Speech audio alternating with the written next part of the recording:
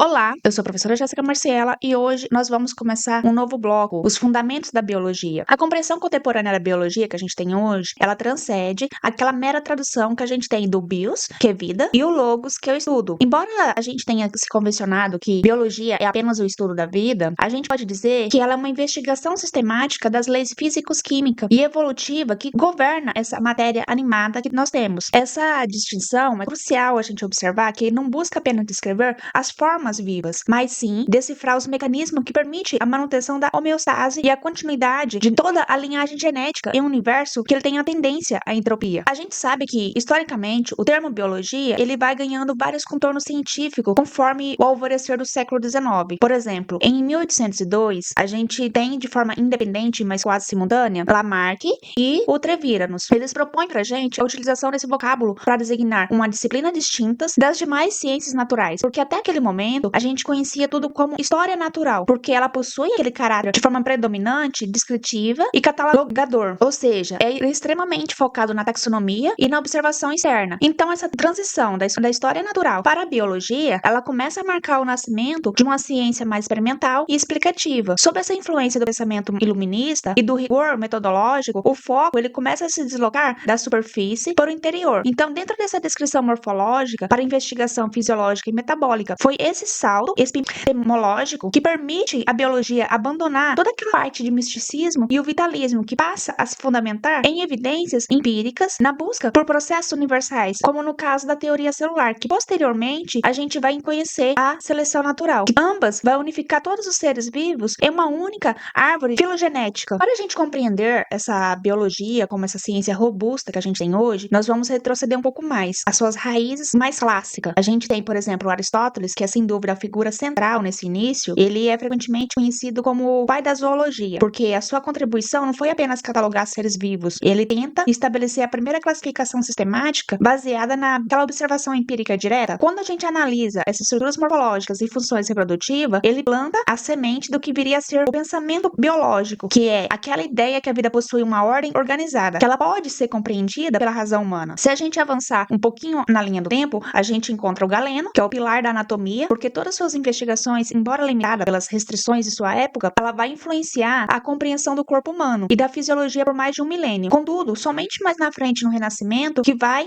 ocorrer aquela verdadeira retomada e o refinamento desse método observacional. Por exemplo, a gente vai encontrar figuras como Andreas Vesalius, que vai revolucionar a anatomia moderna ao desafiar aquele dogma antigo através da dissecação e da evidência ocular. Ele vai estabelecer aquele conhecimento biológico que deve ser construído de dentro para fora, através de uma análise rigorosa de estruturas que sustenta a vida. Então, essa aplicação prática desse legado histórico é o que fundamenta a biologia profissional e contemporânea. Essa transição de um olhar puramente contemplativo para um olhar clínico experimental é o que permite hoje a gente realizar diagnóstico mais preciso e manejo adequado de espécie. Foi o rigor de Aristóteles que ele aplica ao observar a fauna, é o mesmo rigor que aplicamos hoje na bioestatística ou genética molecular, porque entender toda essa trajetória, ele mostra que a biologia ela não é estática, ela é o resultado de séculos de refinamento da curiosidade humana em direção ao método científico, o que transforma essa observação cuidadosa de ontem na base da nossa soberania técnica sobre o manejo de vida e da saúde hoje.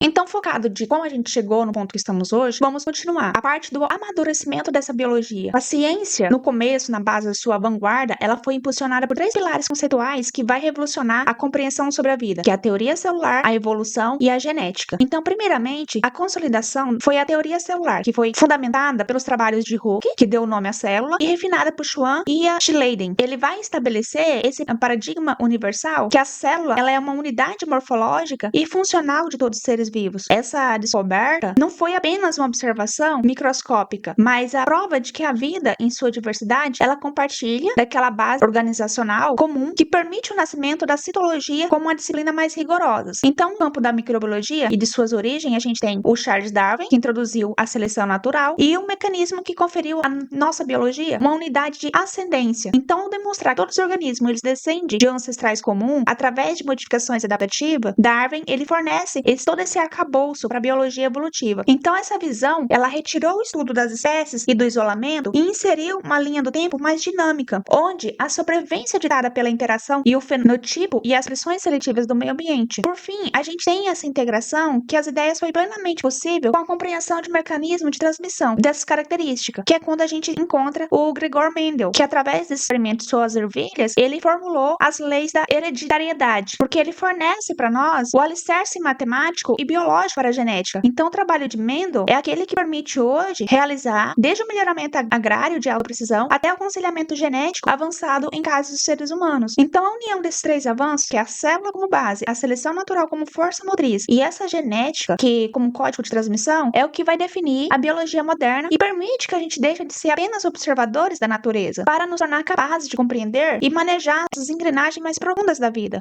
Quando a gente encara a entrada definitiva da biologia na era contemporânea, que é marcada por esse advento da era molecular, o marco zero dessa revolução não foi, na verdade, ele é a elucidação de uma estrutura e uma dupla hélice do DNA, que foi feita pelo Watson, o Crick e o Rosalind Franklin. Essa descoberta, ela não apenas revelou o suporte físico da hereditariedade, ele transforma a biologia em uma ciência baseada por dados e código. E subsequente, aí a gente tem um insight, a base para o projeto Genoma Humano, porque consolidando essa visão que permite todo esse mapeamento completo de nosso conjunto gênico, ele acaba abrindo caminho para toda aquela medicina de precisão, onde os tratamentos e os fármacos, eles são delineados com base na assinatura molecular individual. O impacto social dessa evolução tecnológica, ele é profundo e onipresente. Então, na esfera que a gente vê, tanto a saúde, biologia molecular, tudo fundamenta o desenvolvimento de vacinas de última geração, como a gente tem as terapias gênicas, que busca essa correção de patologia em nível celular, e para os profissionais da área da saúde, essa compreensão de mecanismo, ela é a diferença entre um tratamento paliativo e uma intervenção biológica resolutiva personalizada. Além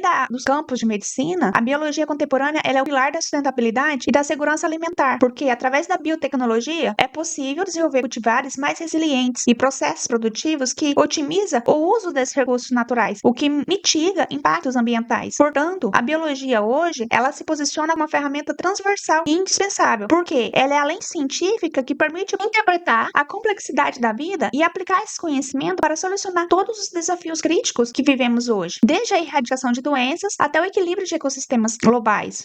Então, ao encerrar essa retrospectiva que a gente tem sobre a história da biologia, ela não é meramente uma cronologia de nomes e datas. A gente entende que é o reflexo de nossa busca incessante por compreender a nós mesmos, o complexo ambiente que nos sustenta. Então, se a gente observar a vida como observamos nessa síntese, ela não ocorre apenas no vácuo, ela depende de uma intricada rede de fatores abióticos e bióticos que interagem de forma constante. E quando a gente olha para a fotossíntese, não é apenas um processo químico, é uma conversão de energia solar em biomassa. Quando a gente analisa a tensão superficial da água, a gente está observando a física. Quando a gente observa solos, rochas e objetos, a gente está estudando geografia, geologia. Então, se a gente observar, a biologia, ela está em tudo. Ela é uma ciência interdisciplinar e em constante diálogo com física, química, matemática, o que ajuda a solucionar diferentes problemas biológicos no nosso mundo contemporâneo. Até a próxima aula!